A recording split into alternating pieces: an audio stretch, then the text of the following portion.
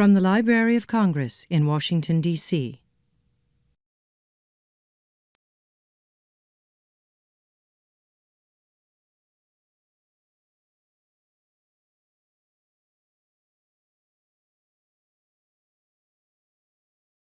Hello, my name is David Plylar, and I'm a music specialist at the Library of Congress.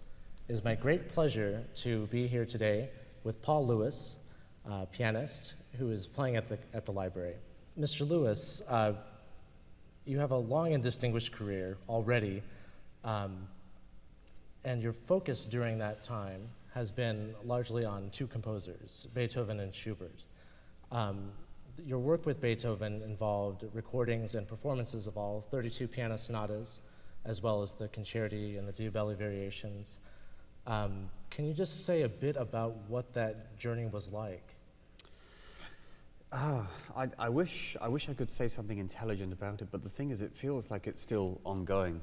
It's hard to say what the journey feels like, really, when you're kind of still in the middle of it, in a sense, because it's hard to step away from it and look at it with some kind of detachment. The 2 years I spent with the Beethoven sonatas, like the last 2 years I spent with the mature Schubert piano music, it's just been the most incredible time, really, musically. You know, I mean, this is music that I feel it's the core of my repertoire. I'm sort of lucky enough to be able to spend this time concentrating, you know, specifically on these two composers, or to have periods where I do that. Some people say to me, you know, don't you find after a while you want a bit more variety? But I think this is the whole point, that the range within these two composers is really something quite extraordinary, and the longer you spend with them, the more you realize what they span, really. It's difficult to describe. The longer you spend with the music, the more you realize how much you don't know. So at the end of this 2 years, for instance, now with Schubert, it feels like I'm just starting, in a way. I'm just sort of getting into it, in a way, after 2 years, and it'll feel strange to move on and do something else. But in another sense, it's necessary to do that as well. Well, before you did this massive Beethoven project, you had been involved with Schubert before. You had produced a few recordings at that time. So in a sense, you're kind of living that, what you just said, that you're coming back to it again. How do you find that your playing is informed in a different way after that Beethoven project of Schubert? I think Beethoven's a great teacher in many ways.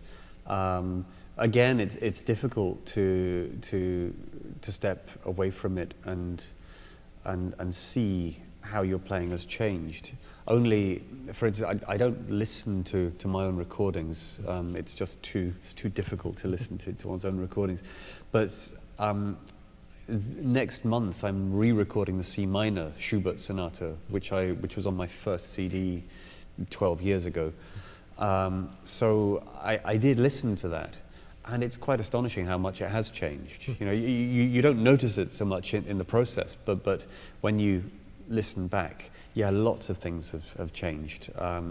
It's all about balance, really. It's all about trying to find a balance that you think makes sense, and that you think is convincing of all the different elements within these pieces. And I suppose, you know, as you play them for years and go through your life living with them, that balance is constantly changing. Almost like a lifelong gestation process. Exactly, yeah. That makes me think of comparing Beethoven and Schubert, contemporaries in many respects, almost exactly, except for Schubert's short lifespan towards the end of their lives. Schubert is often compared to Beethoven in ways, or looking for influences in Schubert of Beethoven on him, and other things like that, perhaps unfairly, when he has such an individual voice. And I think or maybe you could speak to that a little bit, about what is unique about his, say, with the piano sonatas versus the Beethoven sonatas. Yeah, I think it's true that comparison with Beethoven is often made, but I think if you're if you're looking to compare Schubert with Beethoven, in that sense you have Beethoven as the standard by which Schubert is judged. Schubert comes out second, not because the music is inferior in any way, because it's not Beethoven. It's completely different, and the more time I spend with both of these composers, the more I see the differences rather than the similarities. And I've always felt that one of the big differences between these two composers that Beethoven often seems to resolve in a way. At the end of a great work of Beethoven, you feel that you've arrived somewhere, that you're at the end of a journey. There's a sense of resolution. Whereas with Schubert, it's very rarely the case. I don't think Schubert tries to do that at all. Quite often you end up with more questions hanging in the air than you started with. And I think that's really fundamental to the nature of the music of these two composers. And in that, even for that sole reason, it's very difficult to compare them. I think you have to judge them by their own standards. Well, no, that makes sense to me. With Schubert's publication history, not to go into it explicitly, but many of his works were not published in his lifetime, and so the process of dissemination was delayed, whereas with Beethoven it was a different situation. With the piano sonatas, even into this century, you don't see them as often on piano recitals as one might like to see them. Yeah. Where do you see that now in terms of his recognition among your peers as pianists looking at Schubert's work? I think that for sure there's been a shift in the way we perceive Schubert over the years. 100 years ago, these Schubert sonatas were still very much neglected. They were largely unknown. I think it was Schnabel that brought them into the concert hall, and then after that, Alfred Brendel later in the 60s and so on. But even then, I said it's only some of the later sonatas that really became, I suppose you could say, mainstream. But a lot of the others remained neglected. I think it's different now. I think we see Schubert, the composer, as in a different light. We see that he's not this traditional, gemütlich, cozy composer of salon pieces, although the miniatures that he wrote are, of course, still great music. But the large scales, the sonatas and the symphonies and the bigger pieces of chamber music are just wonderful, great music. We see that he's, in many ways, the darkness of Schubert, I think, has come more into our understanding of him as a composer. Perhaps there was also a time recently where he was seen primarily as a dark, tormented composer, and I think maybe that's come into a different kind of balance now.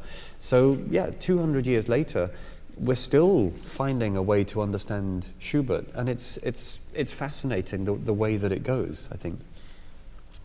Well, I thought we could take a look at a few manuscripts.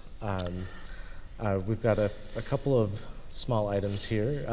The first being the autographed manuscript of Beethoven's Opus 109, E major sonata.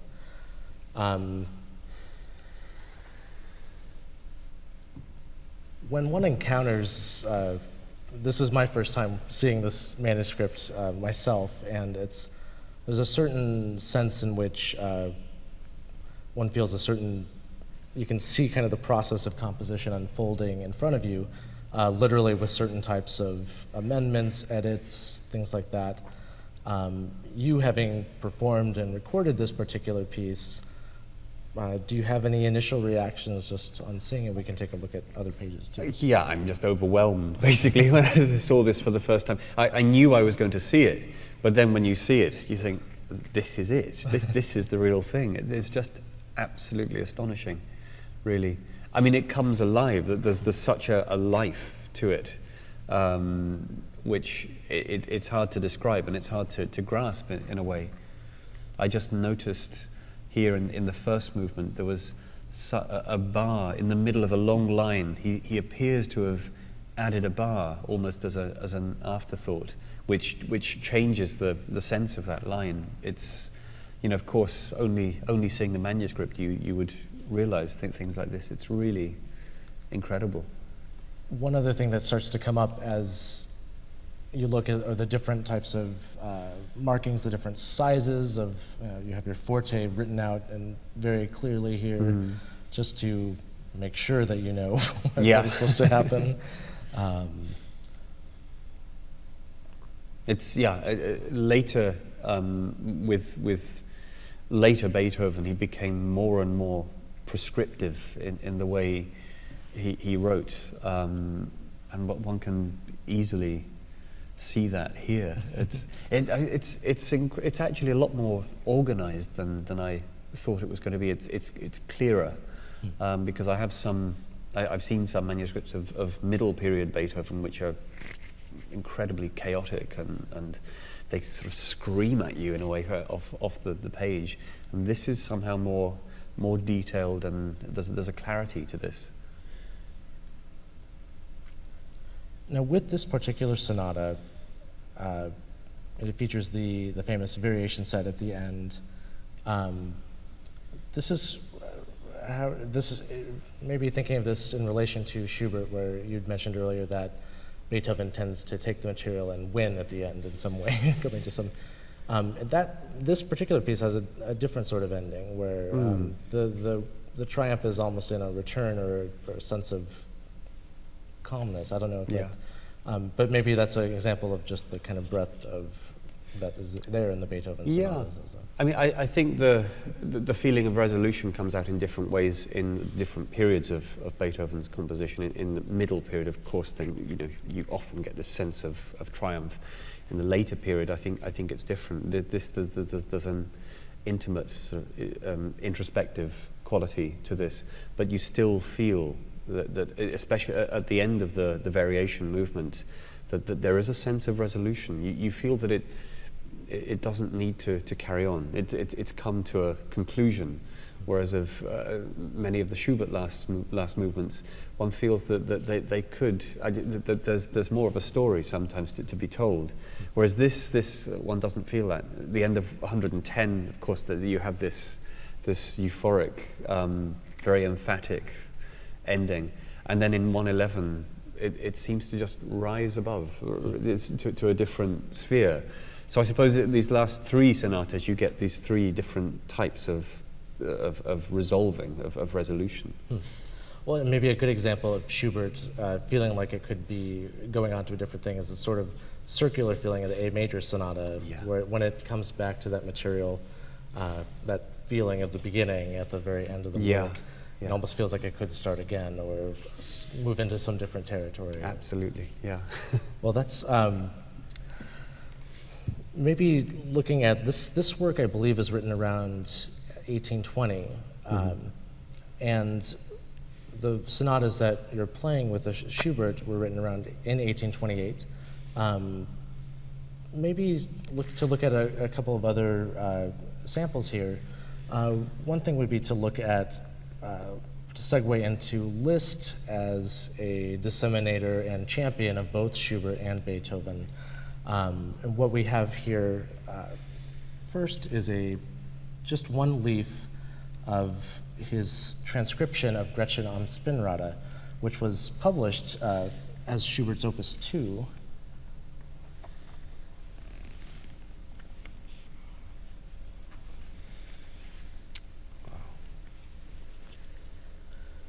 And it's not the first page, but it's... No.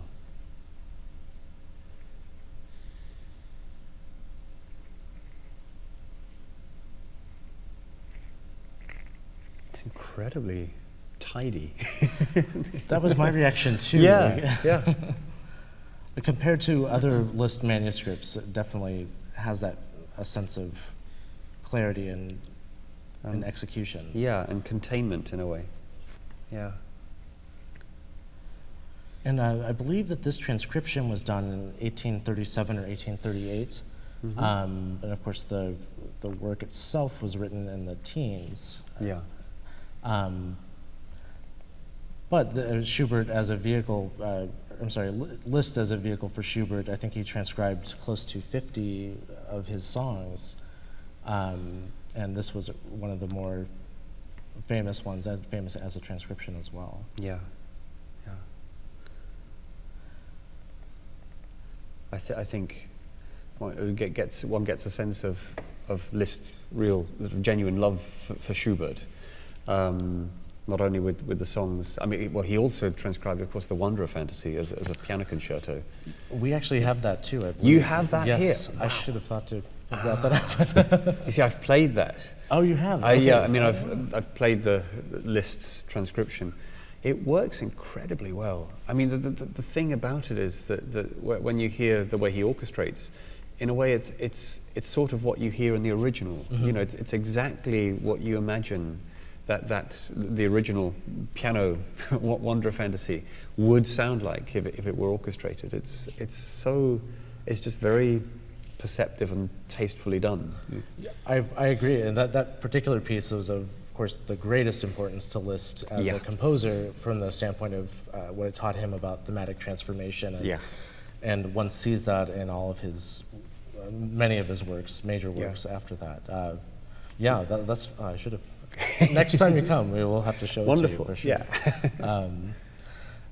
Of course, Liszt's advocacy of Schubert, along with the advocacy of people like Schumann, who I believe was the editor for the first edition of the 3 sonatas that you're playing, and we'll have a first edition on display tomorrow, which will be nice. Fantastic.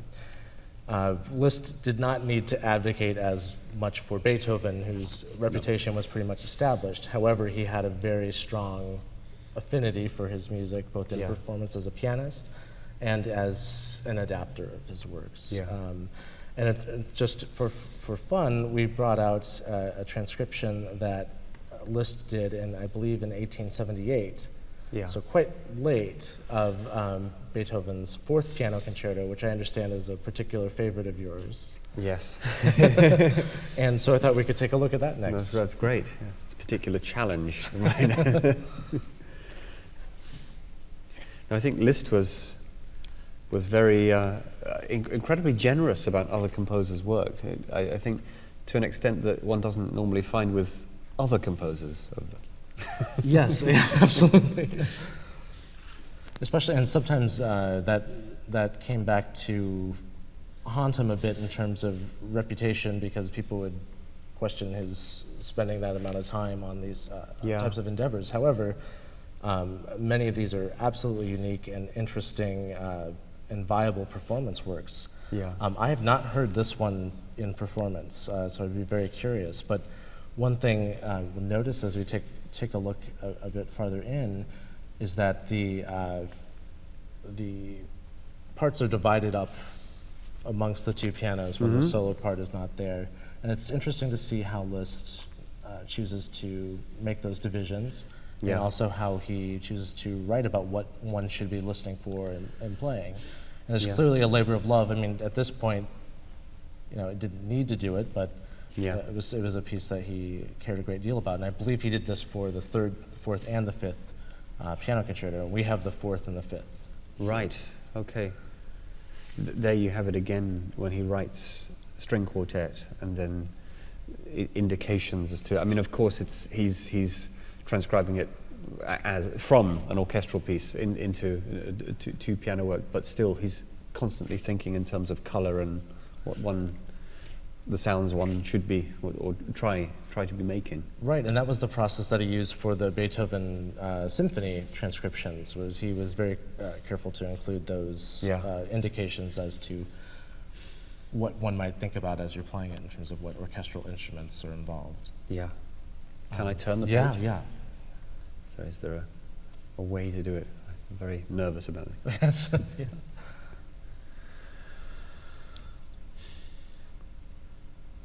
Another interesting thing about, in this case, this is not as, because this is not an original composition, there aren't as many paste overs or crossed out things, but you do see that he's using different colors, and this is extremely helpful when he's been proofing or just to show different thoughts at different points in time. Yeah.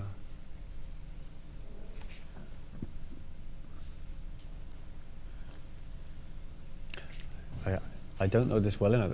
Are there any modifications to the text that he makes? From what I can tell, and again, my first exposure to it was yesterday, so from what I can tell, the types of modifications really are more occasional octave additions, but the things that are just more for color, right, as opposed to actual text changes. Yeah. From what I can tell, but I haven't studied it. But let's look maybe a couple more I mean, pages. because with the Wonder of Fantasy transcription, occasionally he adds a cadenza at a cadence point, right. that kind of thing. Well, I'm wondering what he does in the last movement of this with those lead-ins. I'm not sure, but I do know that he references that one should use the von Bülow cadenza in the first movement. I believe. And I think we can. But here's actually just referencing the bassoon line. I can't quite read all of those words, but yeah, to bring it out against the semitone. Yeah. But he wants to make sure that this is understood. Now, I know you generally just use Beethoven's cadenzas in your performances of the Beethoven concerti. Is that correct? Yes, that where the cadenzas exist, I usually play. Right. Yeah, yeah. The only one I have felt strange about in the past is for the second concerto, where that was written much later, and it does sound. I mean, the big cadenza for the first Beethoven concerto was also written later, but that somehow seems to feel more integrated into the character of the movement, whereas the one for the second, for the B flat, it feels like you're launching into the hammer clavier sonata and then coming back to something, you know, much earlier. But so that's something I've kind of struggled with in the past. But I think these days I just think, no, you just play it as it is. You know, you don't have to modify it. It really, I think, speaks for itself. Right, right. Something different here. Is this the same?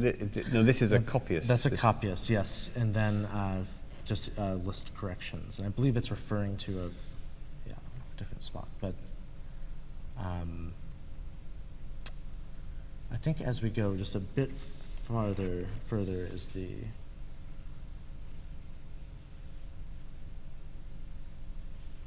That's in the development. So at this point, he's still being an advocate for his erstwhile son-in-law. Absolutely, yes.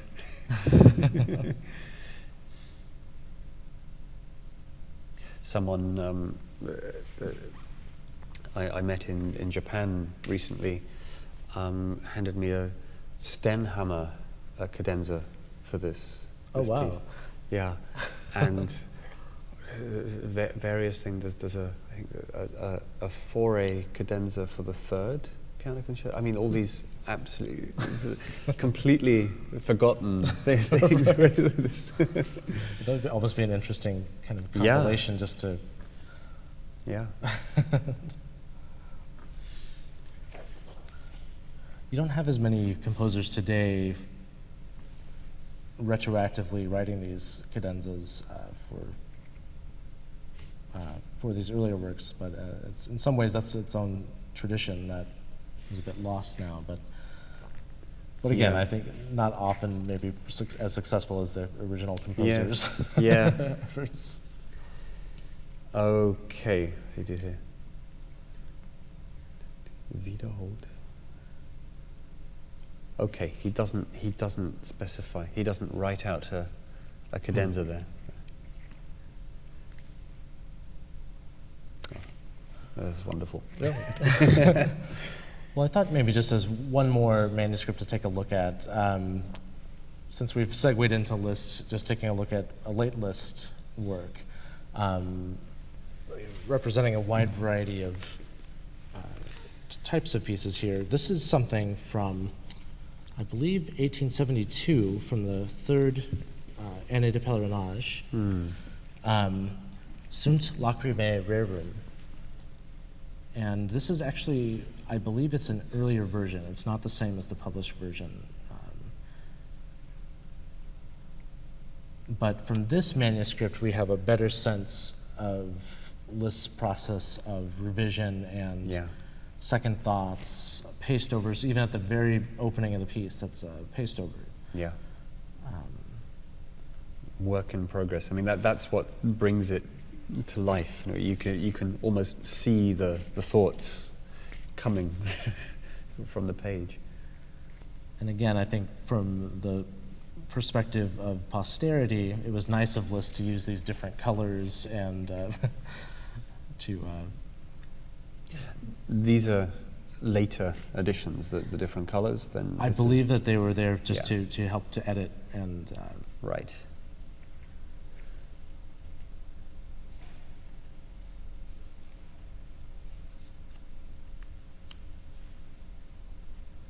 Are there any particular late Liszt works that you were interested in or considering performing? Yeah, for my next program after the Schubert has finished, I'm playing 3 late Liszt pieces in a program with the second half with Mussorgsky, Pictures and Exhibition. So before the Mussorgsky, there's Schlaflos, there's Unstern, and there's the Wagner. Venezia. Oh, great. So that's 3 pieces, 3 weird and wonderful pieces to to precede Mussorgsky. Oh, that's fantastic.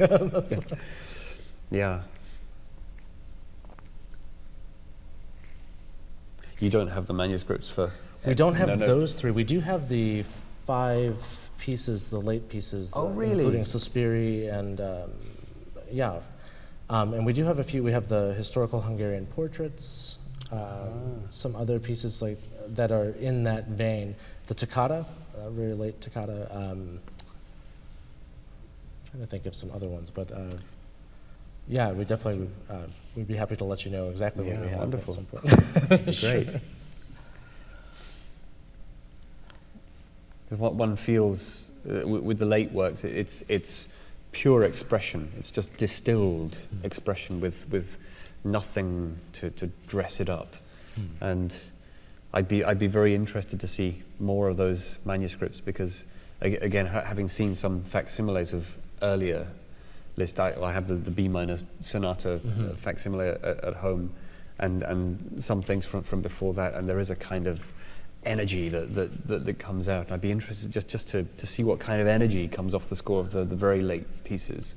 Expect it might be very different. I think so. Yeah. And especially even there's a piece called Resignation that we have that maybe is a good demonstrates that. But, well, I think just to close,